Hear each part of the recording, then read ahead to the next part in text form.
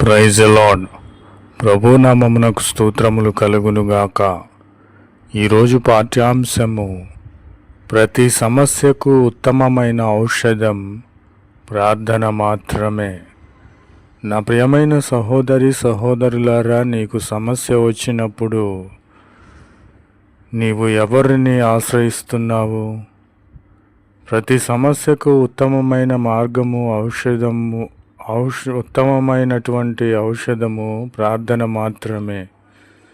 కనుక నా ప్రియమైన సహోదరి సహోదరులారా, నీ సమస్య ఎలాంటిదైనా సరే, అనారోగ్య సమస్య అయినా సరే, ఉత్తమమైన ఔషధము ప్రార్థన చేయి. నీ అనారోగ్య సమస్య పోయి ఆరోగ్యము కలుగునుగాక.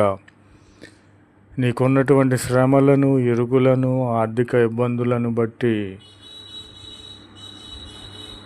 నీవు సమస్య పెంచుకొనిచున్నావేమో.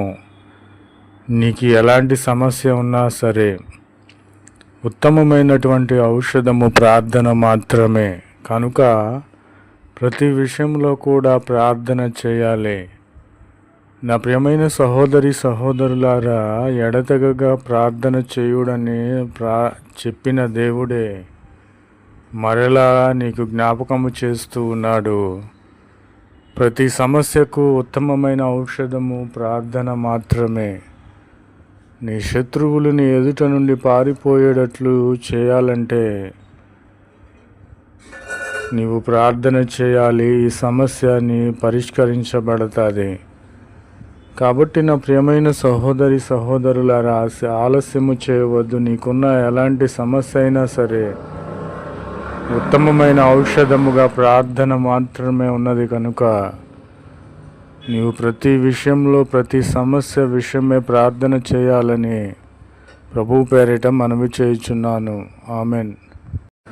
కాబట్టి నా ప్రియమైన సహోదరి సహోదరులారా, ఎప్పటి వరకు నీవు అవమానములు పొంది ఉన్నావో, నీకున్నటువంటి ఆర్థిక ఇబ్బందులను బట్టి, నీకున్నటువంటి శత్రు భయమును బట్టి, అనారోగ్యమును బట్టి నీవు అవమానము పొంది ఉన్నావు. కనుక మీ అవమానమునకు ప్రతిగా రెట్టింపు ఘనతను పొందుదురుగాక. ఆమెన్.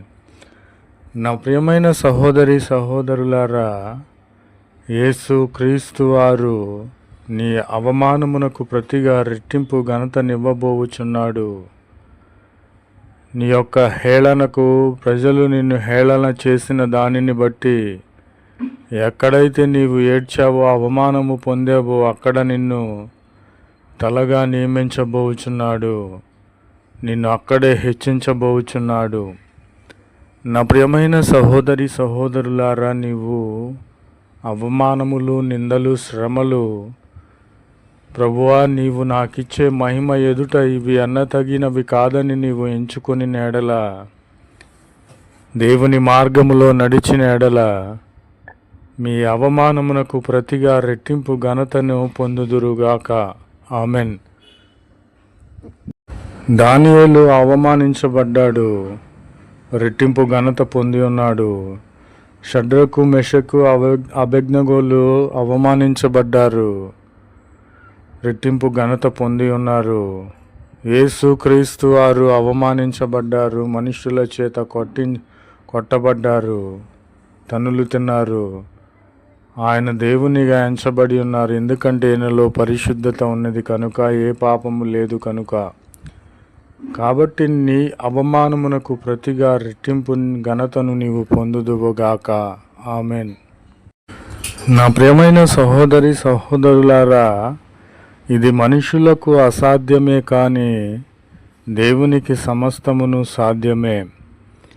నీవు హెచ్చింపబడాలి, అవమానములు తొలగింపబడి నీవు రెట్టింపు ఘనత పొందాలి అంటే ఇది మనుషులకు అసాధ్యమే, కానీ దేవునికి సమస్తము సాధ్యమై నిన్ను రెట్టింపు ఘనతతో నింపి ఉన్నాడు. నీకున్న అటువంటి ప్రతి రోగమును తొలగించాలంటే మనుషులకు అసాధ్యమే, కానీ దేవునికి సమస్తము సాధ్యమై నిన్ను స్వస్థపరిచి ఉన్నాడు. నీకున్న ఆర్థిక ఇబ్బందులను బట్టి అవి చెల్లించుట, అవి తీర్చుట మనుష్యులకు అసాధ్యమే, కానీ శ్రీమంతుడైన దేవునికి సమస్తము సాధ్యములై ఉండి నీ ఆర్థికపరమైన అప్పులను తీర్చి ఉన్నాడు. నీ శత్రువులు అధికములై నిన్ను హేళన చేసినప్పుడు, అవమానించినప్పుడు, నీ శత్రువులను పారద్రోలుట, వారిపై జయమునందుట నీకు అసాధ్యమే, కానీ దేవునికి సైన్యములకు అధిపతియగు యెహోవాకు సమస్తము సాధ్యములై నీ శత్రువులను పారద్రోలి వారిపైన నీకు విజయాలనిచ్చిన దేవుడు, ఘనతనిచ్చిన దేవుడు, మహిమతో నింపిన దేవుడు. నీటిని ద్రాక్షారసముగా మార్చుట మనుషులకు అసాధ్యమే, కానీ దేవునికి సమస్తము సాధ్యములై ఉన్నవి. కుష్ఠిరోగులను, గుడ్డివారిని, వ్యాధిగ్రస్తులను, ప్రాణాపాయ స్థితిలో ఉన్న వారిని రక్షించుట మనుషులకు అసాధ్యమే, కానీ దేవునికి సమస్తము సాధ్యములై ఉన్నవి. మరణించిన వారిని సహితము మరలా బ్రతికించుట మనుష్యులకు అసాధ్యమే, కానీ దేవునికి సమస్తము సాధ్యములై ఉన్నవి.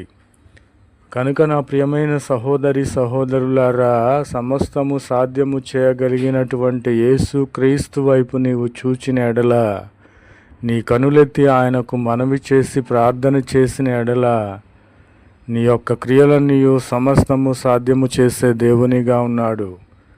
కనుక ఈ క్రియలన్నీ మనుష్యులకు అసాధ్యములే, కానీ దేవునికి సమస్తమును సాధ్యములై ఉన్నవని మనవి చేయుచున్నాను. ఆమెన్.